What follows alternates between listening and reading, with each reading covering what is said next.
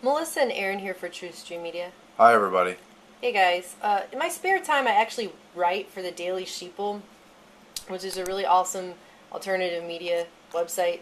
Definitely suggest you go check it out. But I wrote this story last night in the middle of the night as soon as I saw it pop up in the news feed, because I just couldn't believe it. Police kill unarmed car wreck survivor running to them for help. So this is what happened.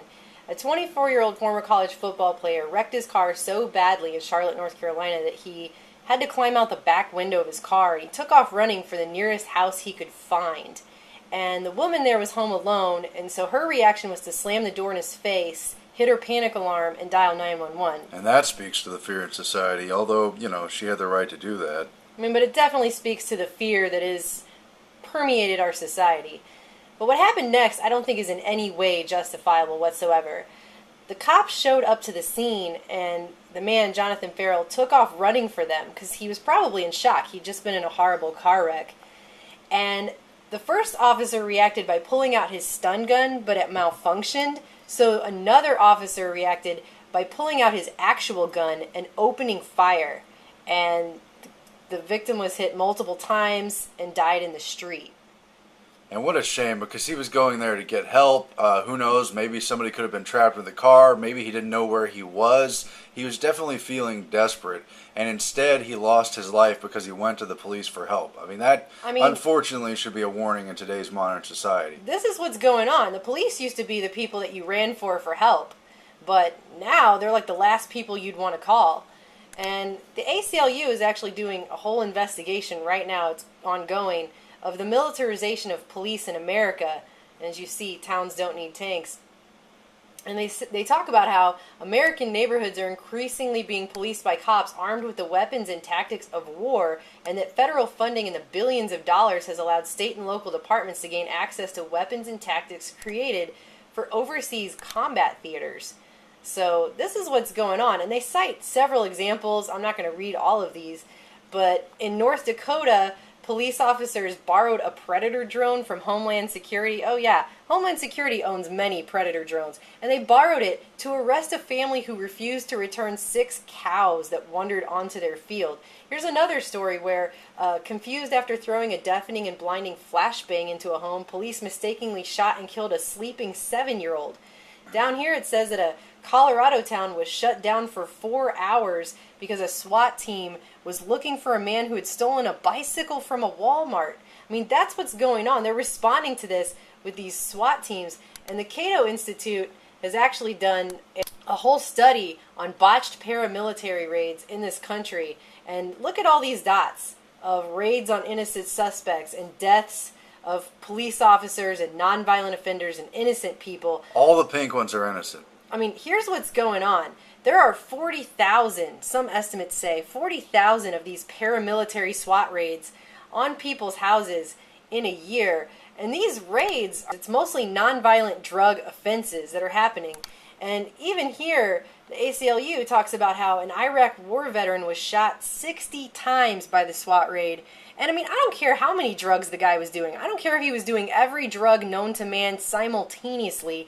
Nothing about that is such a crime that he deserves to be shot in his home 60 times. What threat did he have against society that justifies him being shot 60 I know that times? case too, and it was either a case of mistaken identity or false identity. Who knows? But there's a lot of factors going on, but among them is the terrorism response that's happened since 9/11. And as everyone knows, you play how you practice, whether it's a sport or a skill or just life. And here's these police acting like they're at war with the American people, acting like they're prepared for a Jack Bauer, we're going to catch an unknown terrorist who might look like your grandmother or your 7-year-old daughter. And that is how they play, and that's how they respond when they knock on these doors, many times with no-knock warrants. And the response is completely out of control, excessive force in nearly every case. Oh, yeah, and think about it. I mean, we have the Second Amendment in this country, so we have the right to bear arms. And if someone comes to your home and tries to break in the middle of the night, what's your reaction going to be? Well, you probably will grab your gun because that's part of what you have it for, to protect yourself and your family. However, when these paramilitary police show up at your house, if you respond to that by grabbing your gun because you wake up in the middle of the night confused, you don't know what's going on, their reaction is going to be to shoot you so many times. It's insane. It's an insane... And Aaron actually wrote this article, and this... And this was not a raid, but it was a case where sheriff's deputies were working in a movie theater, and here's a man with Down syndrome who really liked the movie and wanted to stay for the second showing, but they insisted he leave.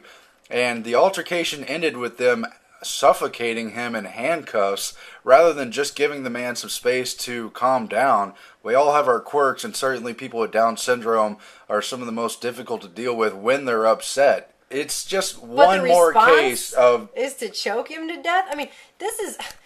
And that guy didn't even get charges. Well, the point is police have forgotten all about the fact that they're supposed to be peacekeepers, supposed to be civil servants with a sworn oath to the Constitution. Instead, they're treating everyone as the most dangerous suspect on the face of the planet. I mean, look at this case. This is Texas police hit organic farm with massive SWAT raid. This happened just last month here in a small town in Texas. And these paramilitary police showed up at a small organic farm and seized a bunch of their blackberries and okra plants. And they were there for 10 hours terrorizing these people. I mean, what could you possibly be doing on an organic farm that's so bad and such a threat to society? They have to come in full SWAT gear for 10 hours and seize your blackberry plants. Well, I mean, what the hell? This ties in with food freedom and the drug war because they were supposedly searching for marijuana. They found none or any drugs, but they did destroy all their organic produce and just ruin this place that was obviously doing good work. I mean, this picture that I used, this was in the public domain. This is just a picture of San Bernardino County SWAT cops. That's what they look like now. This is what police officers look like now. Is this somebody you would want to run to for help? I'm not saying there aren't good cops out there, but this kind of stuff is just insane. Well, that's just the point. There obviously are good cops, but they protect the bad ones, and the police unions protect them even when they're on trial for these extreme cases where they kill people, and they get them out of jail and make them face little to no time. Again, the BART cop guy is sentenced to 2 years out and 1 year on good behavior for point-blank range shooting someone. Most of them never even see trial, and they're let off on paid leave and everything. Exactly. I mean, this is ridiculous. And if you look at the stories up at the Daily Sheeple today, look at the first story.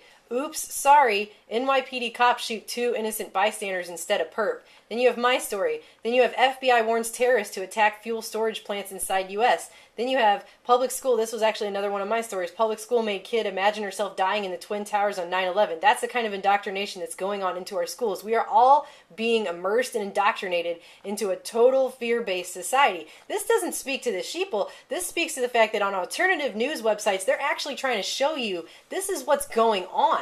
This is how it really is. This is the reality that we need to wake up to so we can fight against this. I mean, you go to a regular website and yeah, I mean, this is the Huffington Post. They have the story about the Texas SWAT raid, but they also have like, oh, it's a baby elephant and look what Lady Gaga did yesterday. And oh, look, it's Kate Middleton and the Prince doing some stuff and whatever. And oh, look, it's a baby. And oh, who's Justin Bieber doing? You know, whatever. Who cares?